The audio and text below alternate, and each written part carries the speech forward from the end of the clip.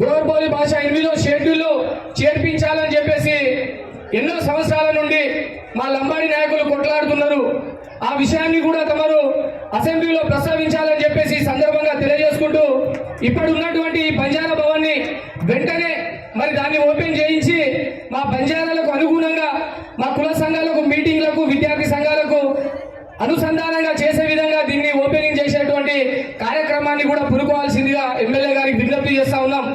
గతంలో గత పాలకులు ఇదే సేవాలాల్ రోజున ఏ రోజైతే మరి బిఎల్ఆర్ గారు విగ్రహాన్ని తీసుకొచ్చేటువంటి క్రమంలో ఎన్ని అక్రమ నిబంధనలు పెట్టినా కూడా ఈరోజు అదే ఎవరైతే అక్కడి నుంచి పంపించినటువంటి వ్యక్తులు ఉన్నారో ఈ రోజు అదే విధంగా ఈ యావత్ గిరిజన జాతి ఈ రోజు ఎమ్మెల్యే గారికి గౌరవించే విధంగా మరి ఈ రోజు అతనే ఇక్కడ చైర్మన్ గా ఈ రోజు వివరించినటువంటి తీరు చాలా శుభ పరిణామం.